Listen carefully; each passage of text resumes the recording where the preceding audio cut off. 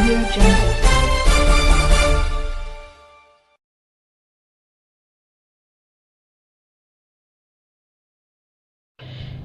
घोमुसर आसिका सांगठनिक जिला युव मोर्चा सभापति अजित पन्ना को संबर्धनार स्व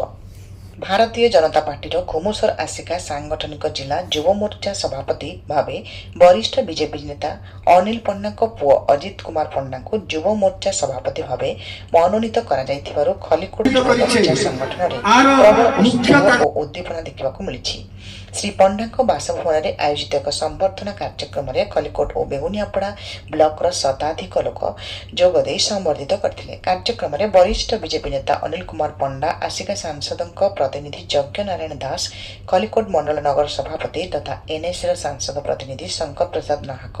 प्राक्तन जिला युव मोर्चा साधारण संपादक जगन्नाथ भूइया, बाणिया तलपड़ा मंडल सभापति शंभुनाथ प्रधान, नारायण दास, सौम्यकांत पण्डा, कुमन नायब, सरपंच सुनील कुमार महांकोड़, संतोष बारिक, दिलीप प्रधान, मनोज बेहरा, मुन्ना पाहण, बेगुनियापड़ा ब्लॉक सांसद प्रतिनिधि आलोक सतपथी प्रमुख अतिथि भाव जोगदे नवनियुक्त जिला युव मोर्चा सभापति श्री पण्डा को परामर्श दे युवक मोर्चा संगठन को सारा राज्य में प्रथम करने परामर्श देते। यही उपलक्षे आयोजित सांबादिक सम्मेलन में युव मोर्चा सभापति श्री पण्डा घोमुसर आसिका सांगठनिक जिलार सबु ब्लॉक रे युव संगठन को सुदृढ़ कर आगामी पौर और पंचायत निर्वाचन में दल को विजय करने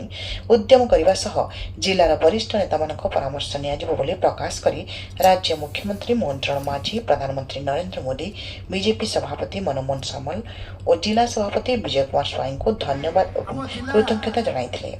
खलिकोट माधव बेहरा रिपोर्ट। पार्टीर जड़े युव प्रतिभा आम मानकर सान भाई श्री अजित पण्डा आज जिलार प्रतिनिधित्व करछंती। तेणु यही जो आम मानकर मन उत्साह भरी अच्छी उत्साह उद्दीपना